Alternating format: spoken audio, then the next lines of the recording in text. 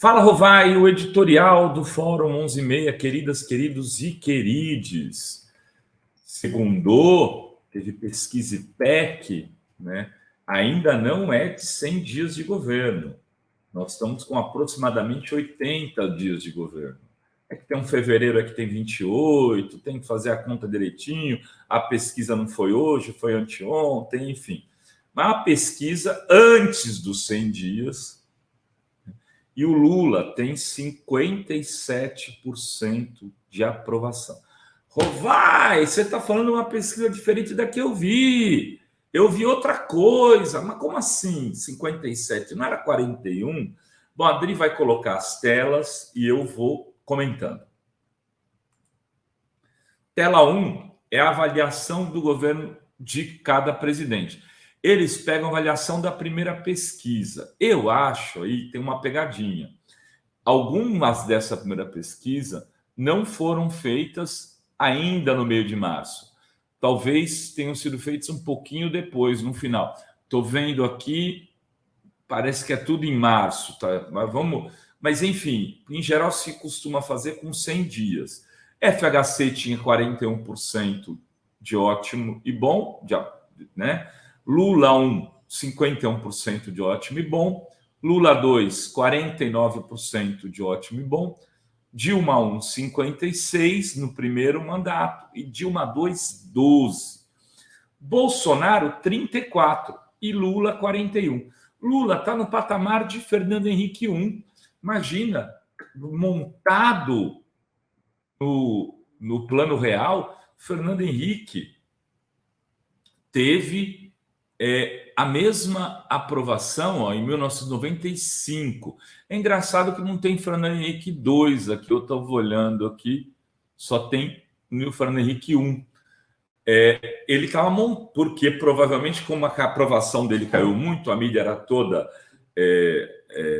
compactuava com o Fernando Henrique, tinha tido a crise dos bancos, não sei se vocês lembram, e aí eles pegaram e preferiram não fazer pesquisa, ver como é que é.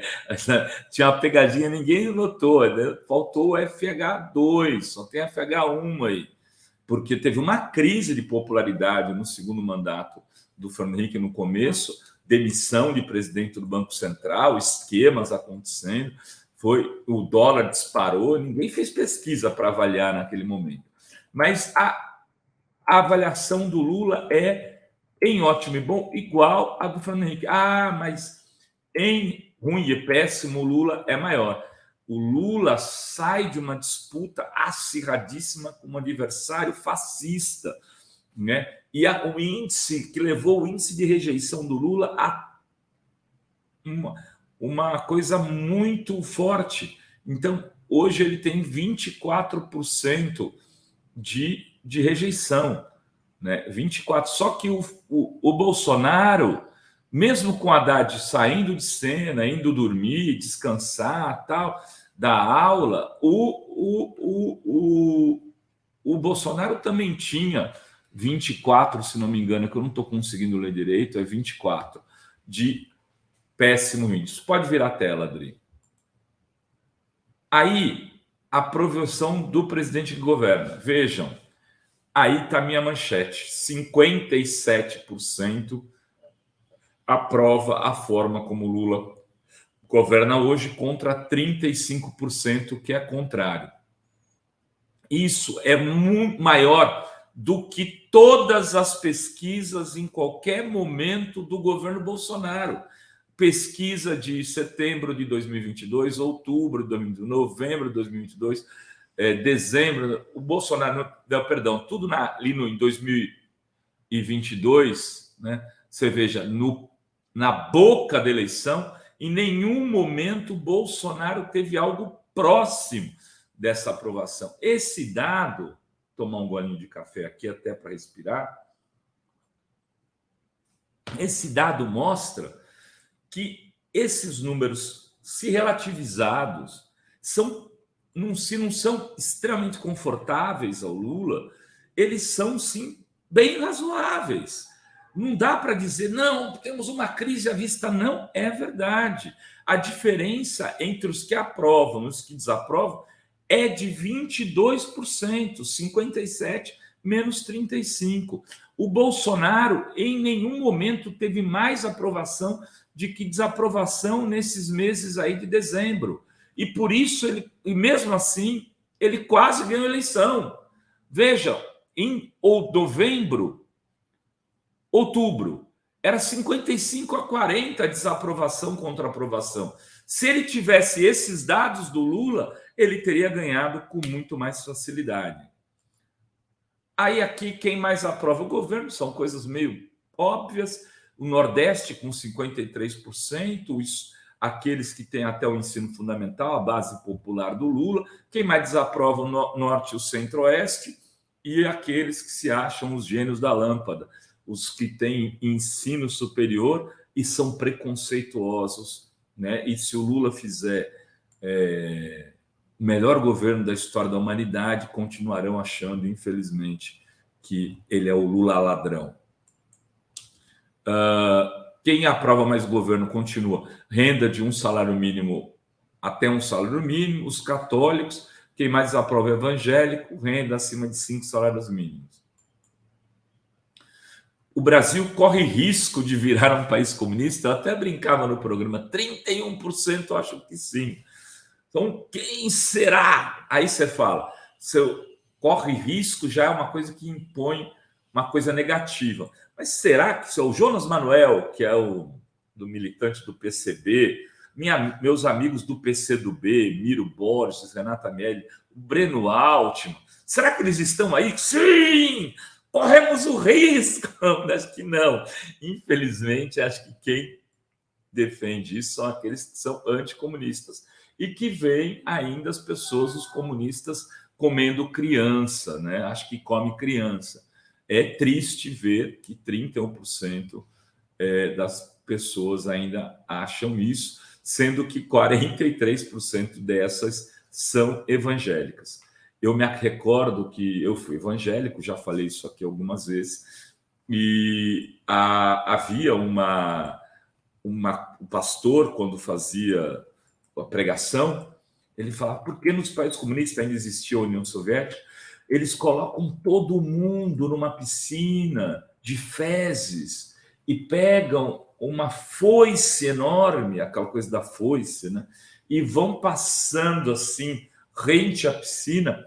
Quem não se submergir ali nas fezes e vai acabar morrendo, sufocado pelas fezes, vai perder a cabeça. Mas o cristão, aí esse abaixa e parece um invólucro, uma camada de o Deus protege, não sei o quê, liriri. Então, a pregação anticomunista no segmento evangélico sempre muito forte e ainda funcionando, e mesmo com um governo desastroso que Bolsonaro teve, que as pesquisas mostram que ele nunca teve mais aprovação do que desaprovação, ele mesmo assim bateu na trave por 2 milhões de votos. Se não fosse o Lula, ele poderia ter levado. Enfim, a pesquisa é boa. Vamos parar também de ver fogo onde não tem fogo. Aí não é o problema. O problema é a economia, estúpido, como diria o assessor do Clinton. A economia, se ela começar a ficar desencarrilhar, se não se conseguir chegar a um consenso no governo, essa briga Gleisi, Haddad e Rui Costa, Haddad e Tebet, isso tem que ser ajeitado. As pessoas precisam achar um projeto econômico para levar a termo. Não dá para ficar também com medo de banqueiro se escondendo embaixo da mesa quando vê banqueiro. Vai ter que enfrentar a banca, né? E aí o Carlos Lupe foi lá, tomou a decisão de diminuir os juros para os consignados e o Banco do Brasil e a Caixa correram. Que governo é esse? Esses sinais são muito ruins. E aí sim, isso pode levar a popularidade despencar. Se a economia não melhorar, sim, Lula pode ter problemas. Era isso que tínhamos para hoje nesse Fala Rovai. Beijos, beijos e beijos. a todas, todos e todas. Oi, gente! Vocês sabiam que a Fórum foi a primeira a noticiar que teve gente do Exército dentro do Palácio do Planalto ajudando os vândalos do 8 de janeiro a fugir?